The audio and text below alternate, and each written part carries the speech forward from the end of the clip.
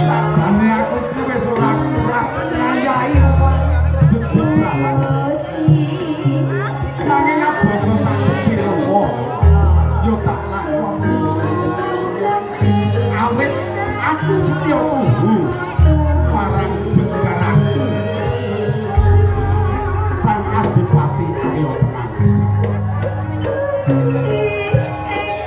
Ngendi-endi suket kok angel padha garing. Wis ane ya ora apa-apa. Alon-alon kula ya tekokeh. Wis tak karo rengeng-rengeng kene.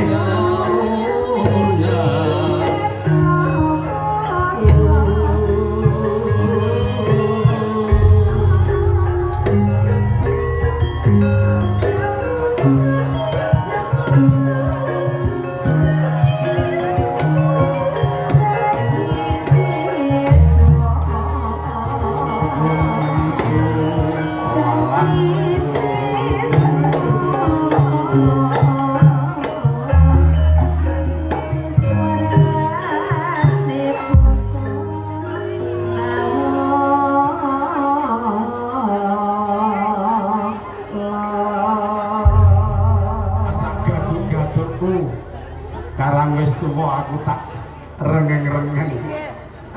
Ayo ben ora kesel ngono lho. Awake kelone kapok to, Dik. Oh ya. Ana bocah cilik nangis.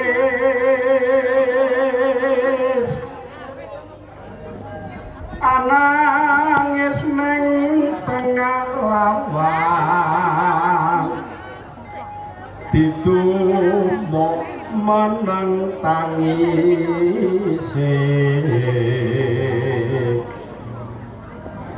nangis meneh takon bapake mati dek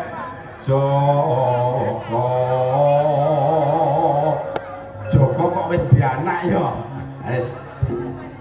Nangis meneh takon biyunge mati dek prawan.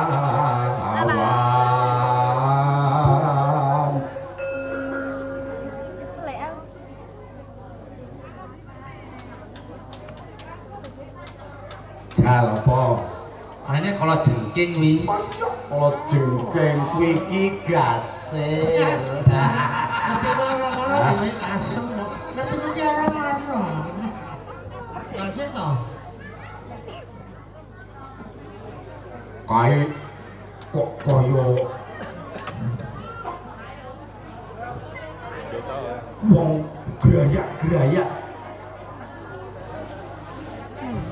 Prajurit saka ngendi kae ya? Masa ana ngalas kene kok sanggang penggangune kaya wong prajurit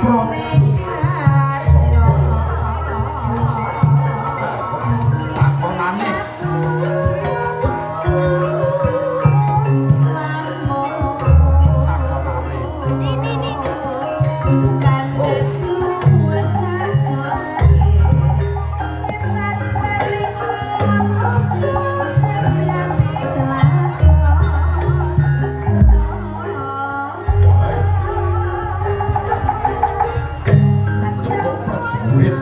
saking negari Pajang.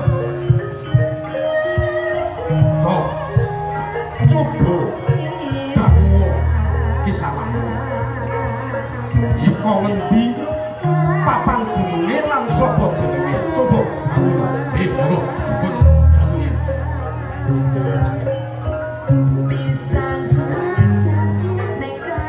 Di sana. Bro, Di sana. bro. Jenengan yang putri kok. Gaya-gaya kalau kata nih. Aku saka Pajang. Aku yo pengarep mlaku ana ing tlatah Pajang kene nanging kok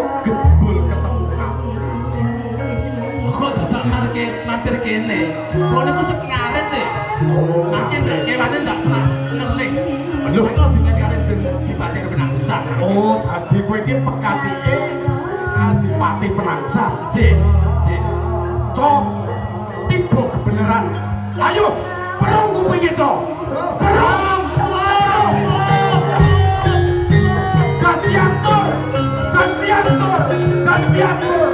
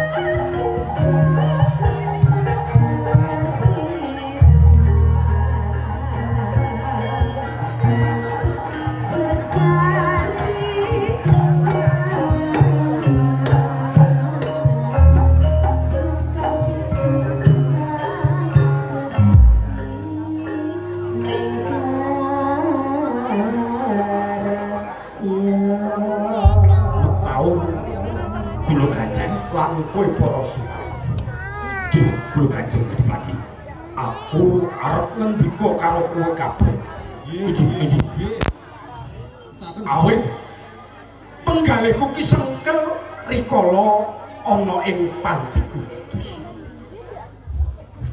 Kowe iki tur pundi? Penggalihku sengkel menawa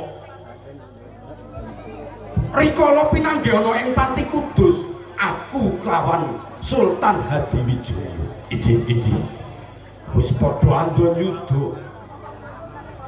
Kudune Hadiwijaya ki mati ana ing tangan. Iki kedahe menanging kena napa? Kanjeng Sunan Japar Sodik kok misah karo aku. Apa ora teges kuwi mbang cindhe mbang ciladan antarane aku karo Sultan Hadiwijaya. Ngaten Kanjeng. Piye? Panjenengan kedah kemutan Agus Madep. Iya. Nalika panjenengan dipun sukani walar kalian jeung Sunan Kudus supados panjenengan ampun inggih wonten ing kursi ingkang dipun caosi Raja Krocokro. Oh iya. Kedai panjenengan kedai imut. Oh iya. Dadi aku kleru. Injih. Awit aku ora ngrungokke apa sing didhawuhke karo Kanjeng Sultan. Kanjeng. Yo, Ki. Nuwun sewu Kanjeng. Piye? Badhe matur Bapak Gusti Prabu. Oh iya. Menika menawi kula tikali Iya. sanes dinten pisawahan. Oh. Kanjeng Dipati menika ngempalaken sedaya Narapraja punggawa miwasak para prajurit menika wonten pikantos menapa to Kanjeng Oh ngene. Ngene. Ya. Tos. Bener. Iji. Sejatine aku apa sing dadi dawuh Kanjeng Sunan Japar Sodik ya kuwi supaya sesirih poso 40 dina 40 dina ora kena gebok senggol karo wanita ora kena nesu ha kuwi kabeh Saya demek nggih boten pareng menika. ora oleh Waduh, abot iki. kuwi kanggo balekake otot bayuku sing rikala aku lenggahi dampar ingkang wis diparingi Raja Krocokro. Mula saka iki aku dawuh karo Metaun lan para soreng, Nggih. ayo sumektakno uba rampe kanggoku Kembul Bujanandra. Nanging nyuwun ngapunten. Panjenengan kedai imut niki dereng wonten tesih wonten setengah dinten. Ampun kesun nesu jenengan nggih. Iki lak wis kalebu asar to iki. Ora apa-apa. Metaun, ayo. Ayo Tano. Sering ana. Sering rangkut ayo. Mami beksa nggih.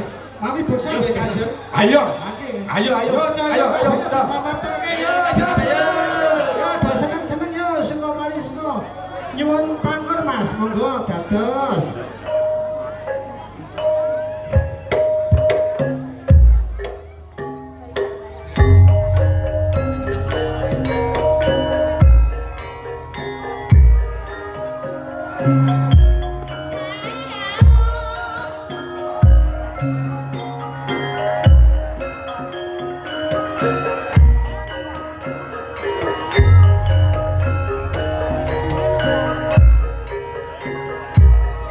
Ayo Metaun.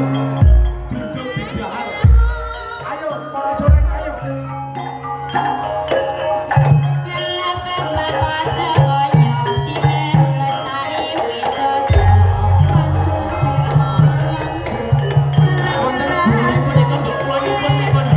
Iki besar sing latihan. Iki yo kalebu bocah ana ing druju.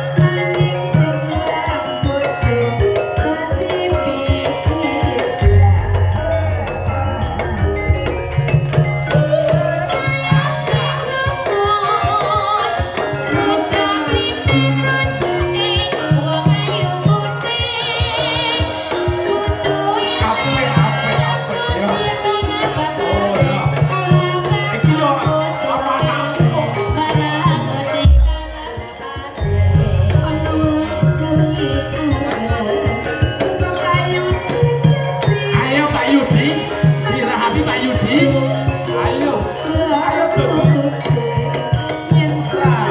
rame seneng hebat. Otos bayi wis rumangsa pulih kaya wingi ya. Leres Kanjeng.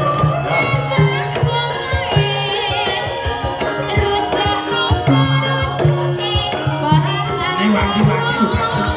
Piye? Panjenengan ampun sesa duka. Iki sesa duka lho.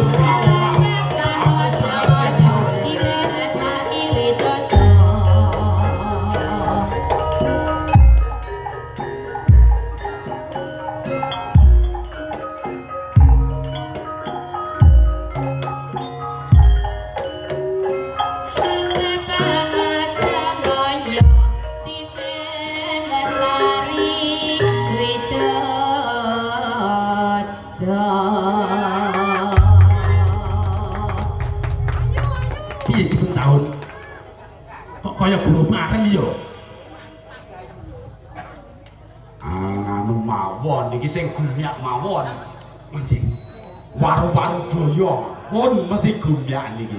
Anjing Kanjeng.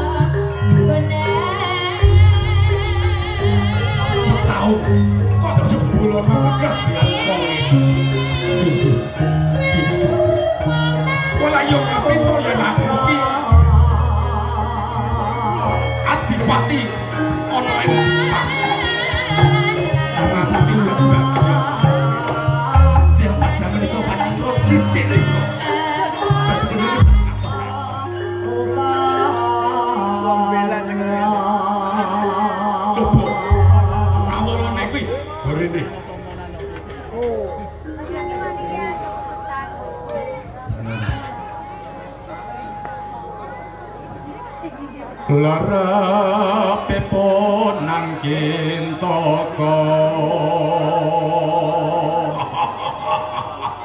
layang kang kuat injek Kanjeng katur ndika Kanjeng Dipati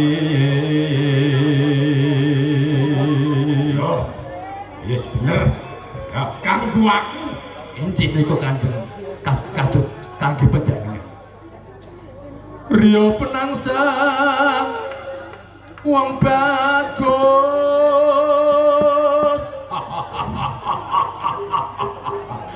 Oh, karang aku ki bagus kok. Ayo Cik. Iya, penyaman bagus kok. Ya toh sore rono. Kang mengkubumi Jepang. Aku sing dadi adipati ana ing Jepang. Enci panjenengan. Sinuyudan sagung kawulan nepun. Para kawulaku ora ana sing alok sang kurang sandang. Enci Papan tanpa leres Kanjeng. awit kabeh mau mergo kawicaksanan. Enci panjenengan memang wicaksana nggih. Yo, Dasar satriya jentara tora sing nalendra tamih. sejatine aku sing turah sing ana ing Demak itu. Ana bacute Nanging siji cacatira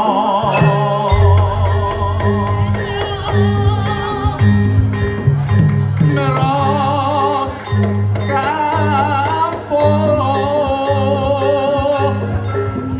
jinggo bundan tanpa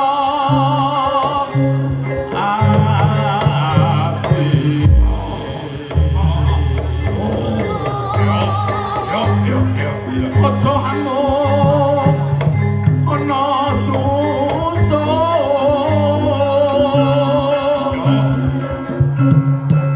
mara ingkang bobot tuwa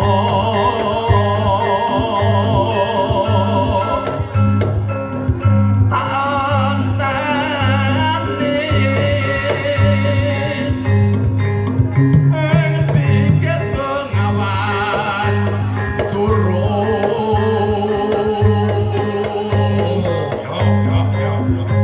Sun Sultan Hatiwi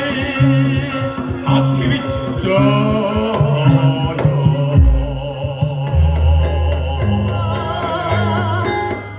Ayo perang hanjeng pati.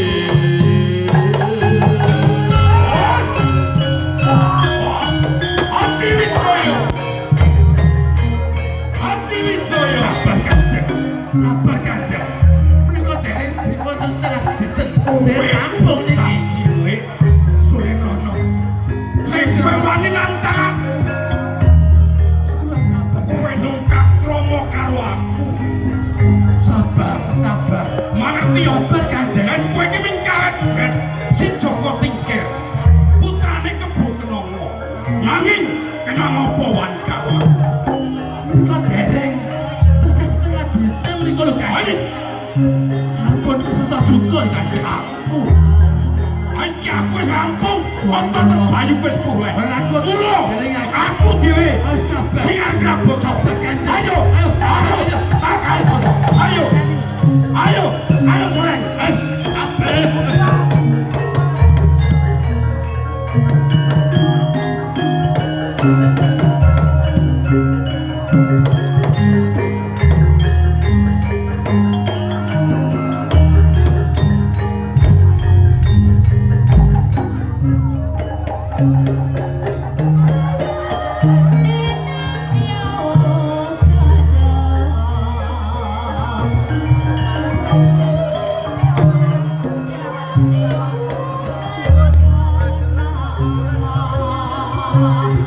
My name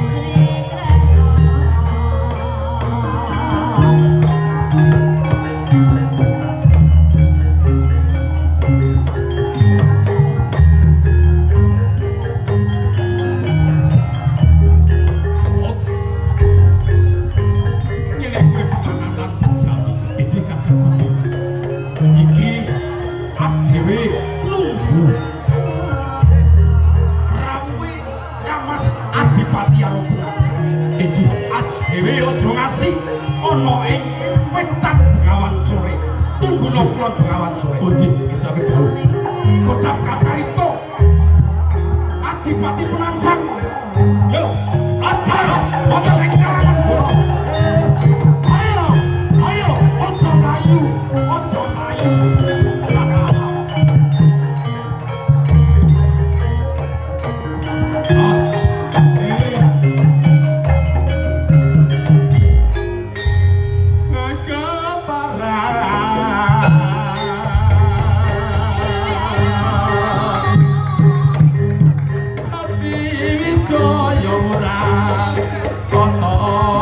Ono bapak niki, aku apa kowe? Ayo.